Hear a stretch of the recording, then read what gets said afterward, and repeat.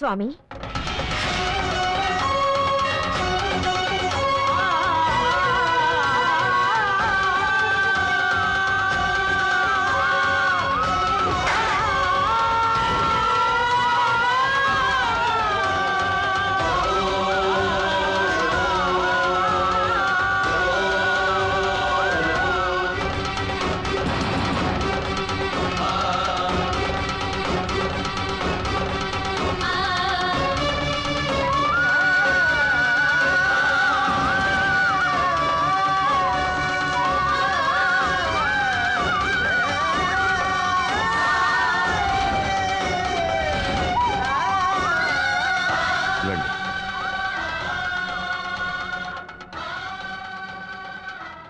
స్వామి, మీరొచ్చు మా అబ్బాయిలానే ఉన్నారు. ఇక్కడికి వచ్చే వాళ్ళందరికీ నేను బిడ్డలాంటి వాడిని. చెప్పండి. మా అబ్బాయి చూడ్డానికే మీలా ఉంటాడు, కానీ మీలో ఉన్న సహన గుణం మచ్చుకు కూడా మా వాళ్ళలో లేదు. చిన్న పెద్ద తేడా లేకుండా న్యాయం ధర్మం అంటూ గొడవల్లో చిక్కుకుంటూ ఉంటాడు. ఒక దైవం కరుణాస్వరూపం అయితే ఇంకొక దైవం ఉగ్రస్వరూపం. దేవుళ్లలోనే ఇన్ని తేడాలున్నప్పుడు మనుషులు ఒకేలా ఎలా ఉండగలరు? నేనలా అనుకోలేకపోతున్నాను స్వామి. నా భర్త అర్ధాంతరంగా చనిపోయారు. ఆయన చావు సహజమైంది కాదు. వీడిలా ప్రతి సమస్యలోనూ తలదొచ్చడం వల్లే దుర్మార్గులు చంపేశారు. అసలు ఆయన చావుకి కారణం కేవలం కోపం, ఆవేశమే. ఏంటమ్మా ఇవన్నీ చెప్తావు? నువ్వు ఊరుకోరా. ఏ ఆవేశం కోపం మా ఆయన్ని చంపేశాయో అదే ఆవేశం కోపం వీడికి కూడా వచ్చేసాయి స్వామి. నా భర్త నాకు దూరం అయినట్టు నా కొడుకు కూడా నాకు దూరం అయిపోతాడేమోనని భయంగా ఉంది. మీరే వీడి మనసు మార్చాలి స్వామి. కొంతమందికి చెప్తే అర్థమవుతుంది, కొందరికి అనుభవిస్తేనే అర్థమవుతుంది. మీ అబ్బాయి ఏ కోవలోకి వస్తాడో నాకు తెలియదు. మీ అబ్బాయితో నేను కొంచెం విడిగా మాట్లాడచ్చా? అందుకే స్వామి వీడిని తీసుకొచ్చాను. ఒరే, వెళ్ళి స్వామీజీతో మాట్లాడు. ఏంటమ్మా నువ్వు? పోరా.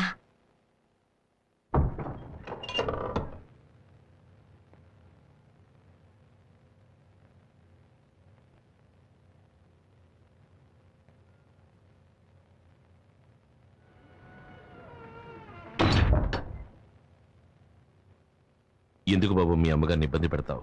అయ్యో, ఆవిడ గురించి వదిలేండి స్వామి. ఎప్పుడు ఏదోటి సణుగుతూ ఉంటుంది. ఊళ్ళో సంగతులు అస్సలు ఏమీ తెలియవు. ఊళ్ళో సంగతులు నీకు అనవసరం. ముందు పెద్దవాళ్ల మనసు నొప్పించకుండా నువ్వు నడుచుకో. అందుకని సామాజిక స్పృహ ఉండకూడదని నేను చెప్పడం లేదు. ప్రతివాడికి సామాజిక స్పృహ ఉండాలి. గాంధీజీ హింసకు పాల్పడ్డారా? కత్తి చేత పట్టారా? ఎవరి మనసుని నొప్పించకుండా ఆయన దేశభక్తిని ప్రదర్శించారుగా. అందుకే ఒక సామాన్యుడు మహాత్ముడై ఈనాటికి జీవిస్తున్నాడు. సమాజం పట్ల నీకున్న శ్రద్ధని ఈ విధంగా చూపించు. సైన్యం శత్రువులతో పోరాడితే దాని పేరు యుద్ధం. ఒక పోలీస్ నేరస్తుడితో గొడవ పడితే దాని పేరు కర్తవ్యం. ఇప్పుడు నువ్వు గొడవ పడుతున్నావే, దాని పేరేమిటి? యుద్ధమా, కర్తవ్యమా? నేను చెప్తాను. రౌడీయిజం. బతికుండగా మనం చేసిన తప్పులకి చనిపోయిన తర్వాత మన ఆత్మ బాధపడకూడదు. నువ్వు చెప్పేది నాకు వినపడుతుంది, నేను చెప్పేది నీకు వినపడుతుంది. మన ఆలోచన కూడా ఆ దేవుడికి తెలుస్తుంది. ఒక మంచి మనిషికి చెడు ఆలోచనలు ఉండకూడదు. స్వామి, మనకి ఆలోచన ఒకటే, మాట ఒకటే. ఇంతవరకు మీరు మాట్లాడారు, ఇప్పుడు నేను మాట్లాడచ్చా? రావణాసురుడిని అంతం చేశాడే శ్రీరాముడు, ఆయన ఏమన్నా పోలీసా? కంసుడిని మట్టు పెట్టాడే మన శ్రీకృష్ణుడు, ఆయన ఏమన్నా సైనికుడా? చెప్పండి స్వామి. కాదు. మరి వాళ్ళు చేసిందేమిటి? రౌడీయిజమా? అది అసుర సంహారం. అప్పుడు నేను చేసింది అంతే. అందుకని నేను దేవుణ్ణి కాదు, స్వాములని కాదు. స్వామి, మీరు జ్ఞానులు, ఆధ్యాత్మిక చింతన ఉన్నవారు. మీ లక్ష్యం ప్రశాంతంగా జీవించడం. కానీ నేను ఒక సగటు మనిషిని. జీవించడమే నా లక్ష్యం. ఈ కలికాలంలో జీవితమే ఒక పోరాటం. నేను పోరాడి తీరాలి. గుడికొచ్చే వాళ్లలో 190% మంచివాళ్ళు. వాళ్లతోటే మీ జీవితం. కానీ సమాజంలో 190 మంది హంతకులు, దొంగలు, దగాకోరులు, దోపిడీదారులు, పోకిరీలు, పోరంబోకులు. వాళ్లతోటే నా జీవితం. నేనెలా ప్రశాంతంగా ఉండగలను? మీరు చెప్పినట్టు ఈ కాలంలో ప్రశాంతంగా ఉండాలంటే ఉండొచ్చు, కానీ ఎలా? ఇంట్లోకి జొరబడి చెల్లెలు చేపట్టుకుని లాగుతారు, చూస్తూ ఊరుకోవాలి. ఫ్రెండ్ని నడి రోడ్లో రౌడీలు కొడతారు, నరుకుతారు, చూస్తూ ఊరుకోవాలి. అయిన వాళ్ళు ఆస్తంతా దోచుకుపోతారు, అవన్నీ సహిస్తూ చూస్తూ ఊరుకోవాలి. నేను చెప్పినవన్నీ వదులుకుంటేనే ప్రశాంతత కలుగుతుంది అంటే ఆ ప్రశాంతత నాకు అనవసరం. అనుభవించిన వాడు చేసే ఉపదేశానికి అనుభవించని వాడు చేసే ఉపదేశానికి చాలా తేడా ఉంది. సరే, మీరు దేవుడిని నమ్ముతారుగా? దేవుడి ఆశీస్సులు, కృపా కటాక్ష వీక్షణాలు మీకున్నాయిగా? అంతెందుకు, మీకు శక్తి ఉందని ప్రజలు నమ్ముతున్నారు కదా. అది నిజమే అయితే 3 మాసాలు 90 రోజులు నా స్థానంలో మీరుండండి, మీ స్థానంలో నేనుంటాను. మీ స్థానంలో నేనుండడం గొప్ప విషయం కాదు. 3 మాసాలు అక్కడ నుండి వచ్చిన తర్వాత మీరు ఏమైనా చెప్పండి. సహనంతో ఉండమంటే సహనంగా ఉంటాను, తిట్టద్దు అంటే తిట్టను, కొట్టద్దు అంటే కొట్టను, నించోమంటే నించుంటాను, కూర్చోమంటే కూర్చుంటాను. అంతెందుకు, చచ్చిపోమంటే చచ్చిపోతాను. ఇది మీ మీదొట్టు.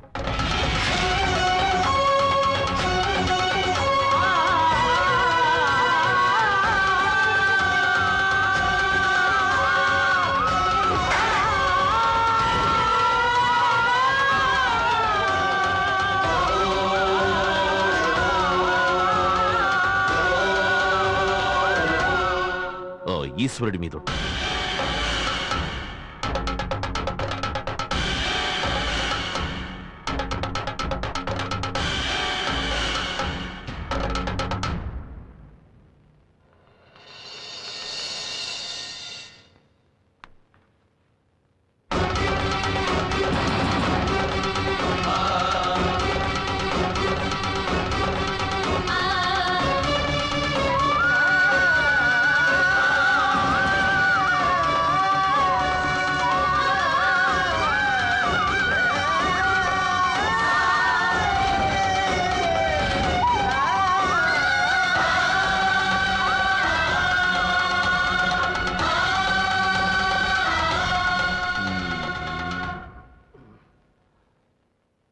వెళ్ళి బయట ఉన్న మీ అమ్మగారిని పిలుచుకురండి.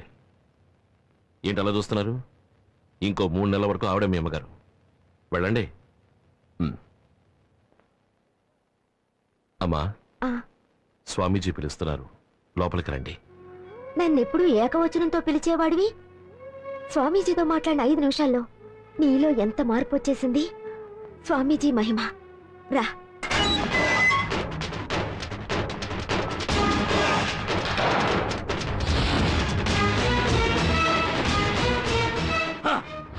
నేను రిలీజ్ అయింది రిలాక్స్ కోసం కాదురా, రివెంజ్ కోసం. ఎక్కడ్రా ఈశ్వర్? ఏం స్వామి, మా అబ్బాయికి చేయాల్సిన ఉపదేశం చేసేసారా? అన్నీ ఉపదేశించాను, ధైర్యంగా తీసుకువెళ్ళండి.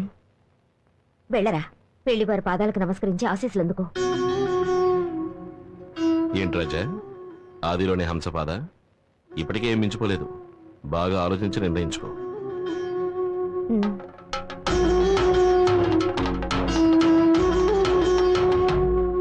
సార్, 3ోసారి గెలిచారు కదా, మీ నియోజకవర్గ ప్రజలకు ఏం చేయబోతున్నారు? వచ్చే ఎలక్షన్లో నాకు సీట్ రావాలి, మళ్ళీ నే ఎమ్మెల్యేనవ్వాలి. అప్పుడు ఆ ఈశ్వరుడికి నేనే శనీశ్వరుణ్ణి. ఎలక్షన్లైన మరుక్షణం ఆ ఈశ్వర్ని నేనే నా చేతులతో అడ్డంగా నరికేయాలి. అదేరా నాకు నిజమైన గెలుపు. నా నియోజకవర్గ ప్రజలకి నేను ముఖ్యమైన వాగ్దానం చేశాను, వెంటనే దాన్ని నెరవేర్చాలి. రై, ఊరికి బయలుదేరండ్రా. నా వల్ల నీలో మార్పు వస్తుందో రాదు, ఈ సమాజం నీలో మార్పు తెస్తుంది.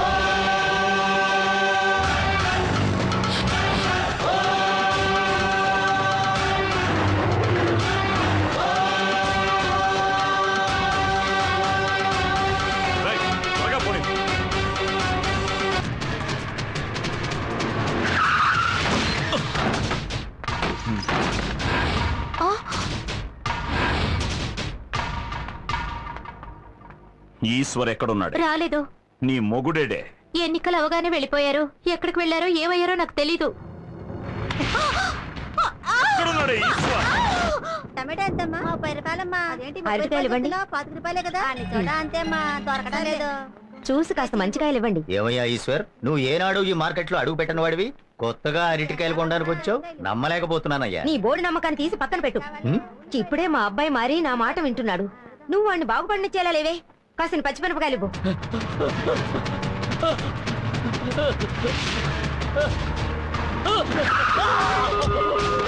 ఎక్కడ్రా ఈశ్వర్? తెలీదు. చెప్పరా? నాకు తెలీదు. తవాలేదా? నిజమే చెప్తున్నా, నాకు తెలియదు. చెప్పేదాకా కొట్టండి.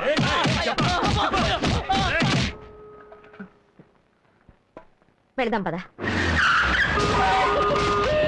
రేయ్, వెళ్ళండ్రా. వెళ్ళి లోపల ఉన్న వాళ్ళని ఈడ్చుకురండి. పోరా. రేయ్, ఎక్కడున్నాడు? నువ్వు నాతో పాటు ఇక్కడికి రావడం చాలా సంతోషంగా ఉందిరా.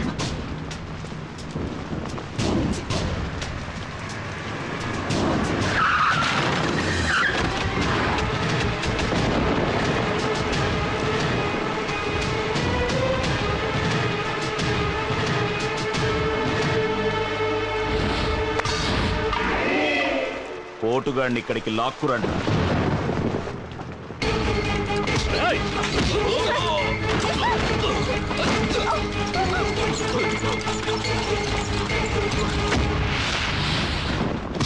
రాయ్, మాట నిలబెట్టుకోవడానికి వచ్చాను.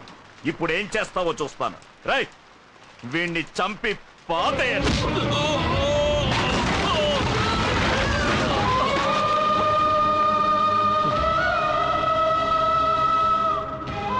అయ్యా, వాడు ఇంతకు ముందులా లేడండి. వాడు మారాడండి. వాడిని వదిలేయండి, వాడిని వదిలేయండి బాబు, వాడిని వదిలేసేయండి.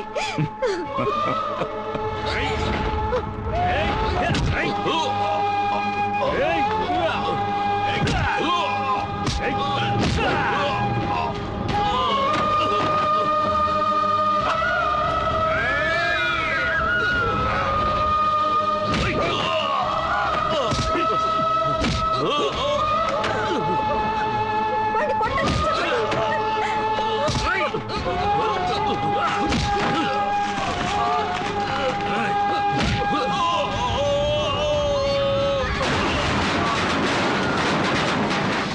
చూడండి అయ్యా, నా కొడుకు తన్నులు తినేవాడా? వాడు వాళ్ళ చేతుల్లో ఎలా తన్నులు తింటున్నాడో చూడండి. ఇప్పటికైనా నమ్మండి, వాడు మారాడండి, వాడు మారిపోయాడండి. వాడిని వదిలేయండి, వాడిని వదిలేసేయండి, చెప్పండి.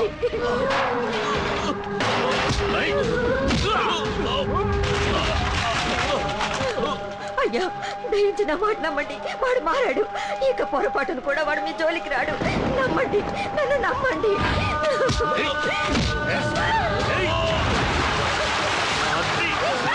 అయ్యో, మీకు చేతులు ఎత్తి దండం పెడతాను. వాడిని వదిలేయండి, వదిలేయమని చెప్పండి అయ్యా.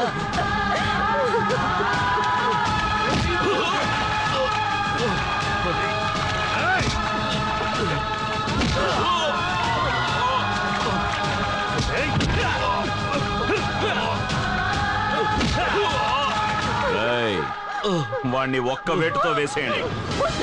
వాడిని చేయండి.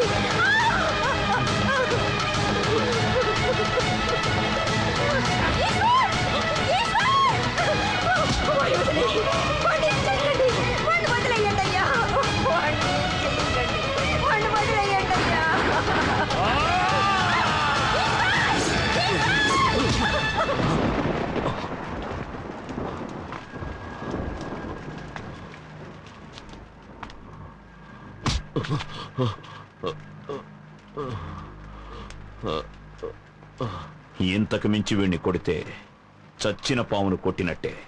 మనకే అసహ్యం.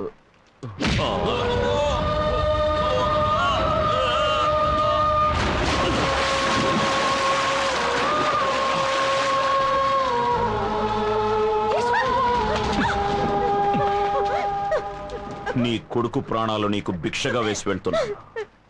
ఇక మళ్ళీ వాడు నా జోలికొచ్చాడో నీ కొరివి పెట్టడానికి నీకు కొడుకుండడు.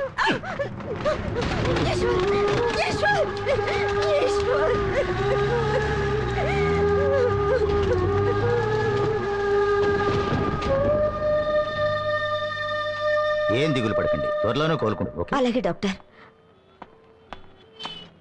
ఇప్పుడు తృప్తిగా ఉందా? అడ్డమైన స్వామీజీల దగ్గరికి తీసుకెళ్లి అన్నయ్యకి ఈ పరిస్థితి కలిగించావే. నీకెందుకు మగపిల్లాడు? మాట్లాడకుండా నాలా ఆడపిల్లను కనుండి పోయేది. నిన్ను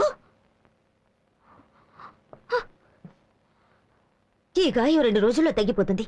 కానీ 20 ఏళ్ల క్రితం నా మనసుకు తగిలిన గాయం ఇప్పుడే ఆరింది. వీడికి వాళ్ళకి మధ్య ఉన్న సమస్య తీరిపోయింది. ఇక నా బిడ్డ ప్రాణానికి ఎలాంటి ప్రమాదం రాదు. ఆ ఒక్కడి చాలు నేను ప్రశాంతంగా బతకడానికి. నువ్వు నీ ప్రశాంతత నువ్వు ఇంకెవరి దగ్గర తన్నులు తినాలనుకుంటున్నావో తినే. ఇదంతా నీ తలరాత.